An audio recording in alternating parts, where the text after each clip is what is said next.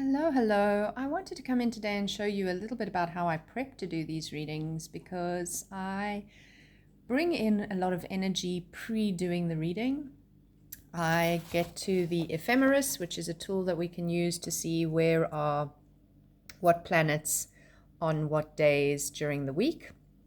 And I just tune into what will be happening for the week. I tune into the energies that I'm feeling and choose some crystals and things that feel appropriate. So we start this week with a Scorpio new moon. And Scorpio, one of the big symbols for Scorpio is a serpent. And so Scorpio has quite a few symbols, so it's quite a special sign. So I'm charging the deck under the serpent. And Scorpio is also known to be very connected to the occult type of work and healing.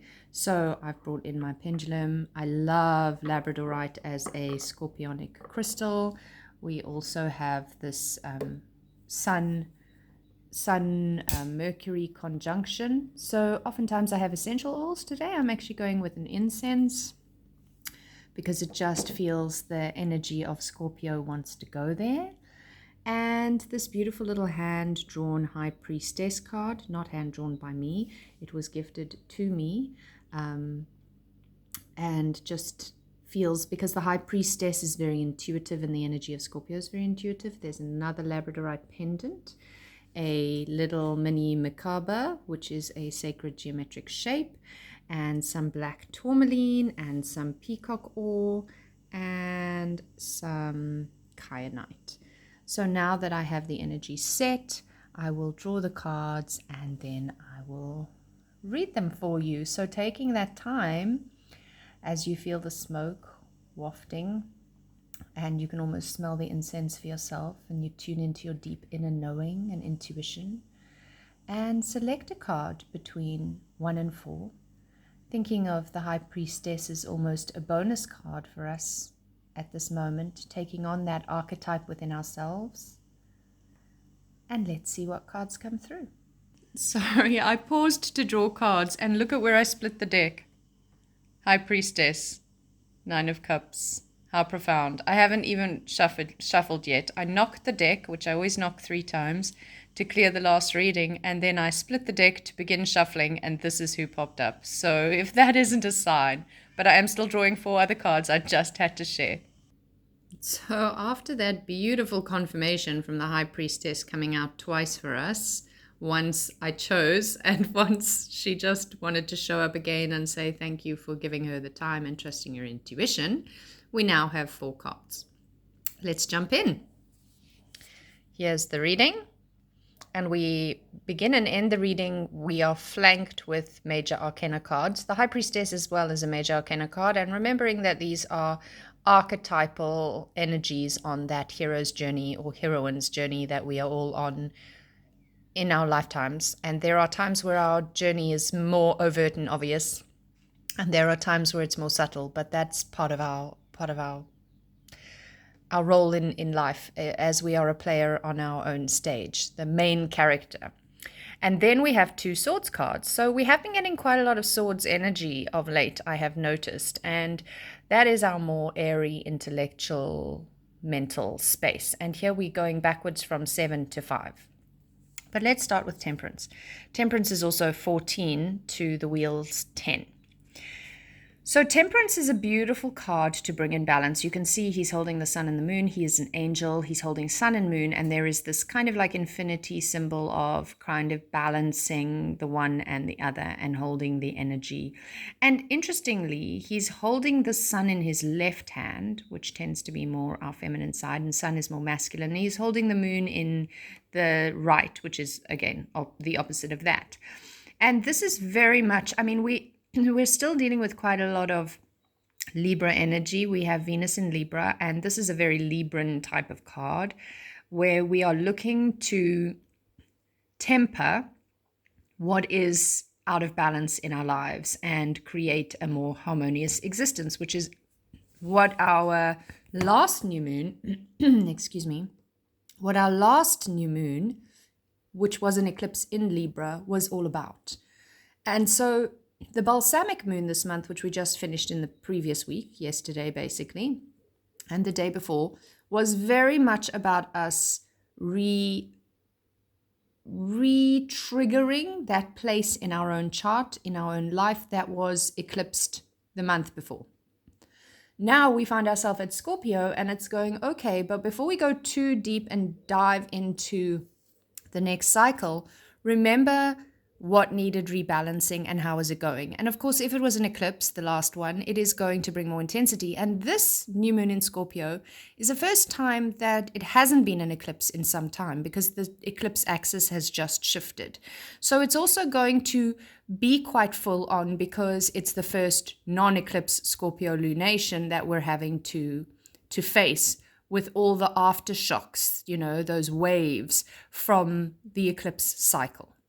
So again, did I do the work to rebalance the things that showed up to be rebalanced? And I heard such a beautiful thing yesterday where it said, courage is knowing what to do and doing it. Lack of courage is knowing what to do and not doing it. And I feel like we're all being pushed in this direction. Like those things that you know that you need to do, are you doing them? I mean, and usually, obviously, if they were easy things, we would all be doing them.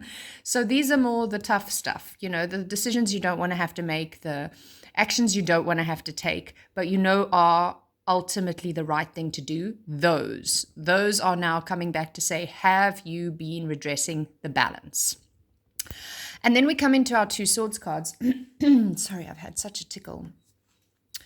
And the Seven of Swords has been coming up for us numerous times.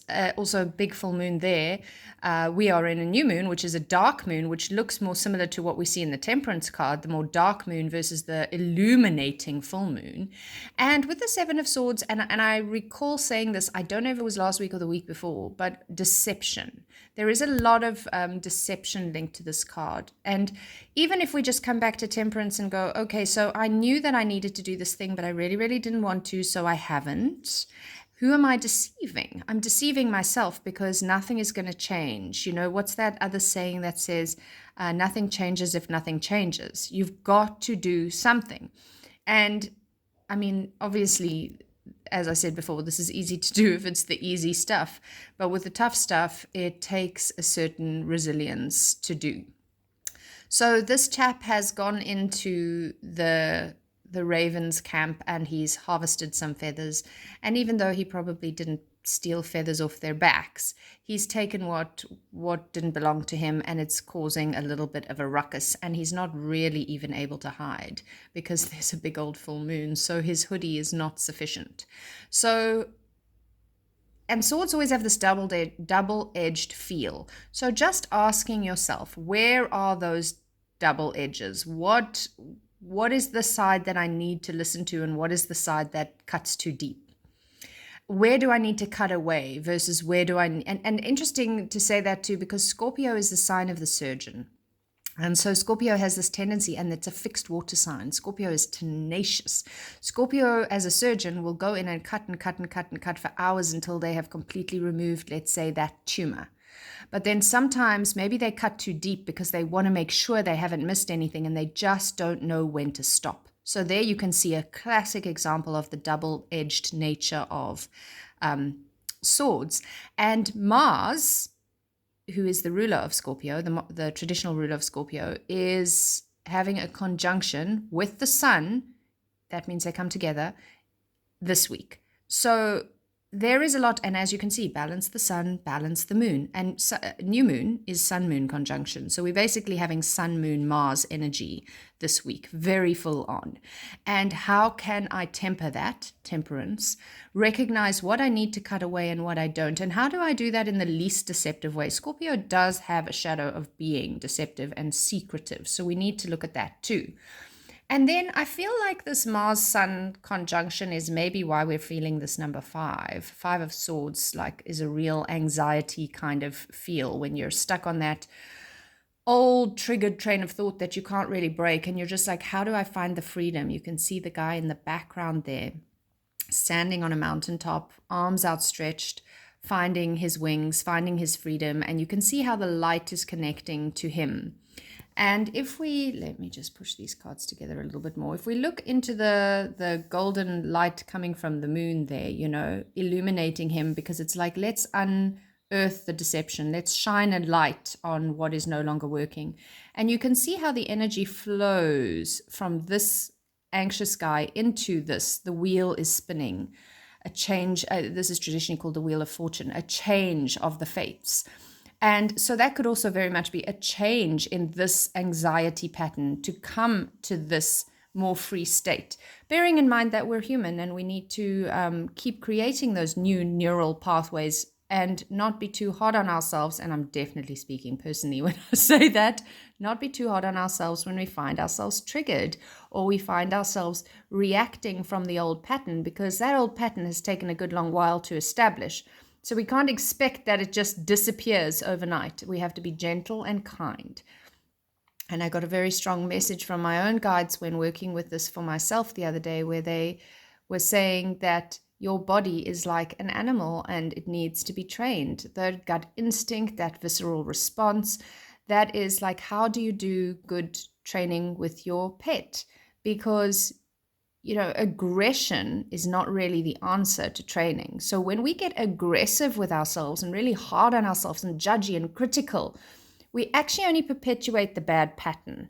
So this was a deep lesson for me to take in from my higher self and my guides, that in order for us to have a healthier body and to have a healthier relationship with our body, which is ostensibly an animal, we need to treat it with love, treat it with compassion. We need to train it to be more able to hold the vastness that is our soul. And I just want to bring this one in so we can see that energy flow through the reading. Can you see how it flows up into that moon and then it flows down into this card where he gets a little worked up and then it pulls out and flows into that card. And also with the Wheel of Fortune, as there is this turn happening, you can see both shadow and light through her different hands, a little bit like we see two different energies here, shadow and light. Shadow not being bad, shadow being night, shadow being moon, shadow being in some ways the feminine, because that's the space that the moon rules, that the feminine rules, is the darkness and the unconscious. High Priestess much?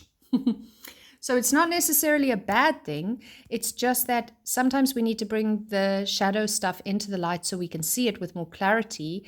And also sometimes we need to sit on things. So we can't just be out in the broad daylight all the time. We need to sit on things, ruminate, digest, process, go to a more internal place in our inner sanctum, in a cave, the darkness, in order to learn and understand and then bring out into the light.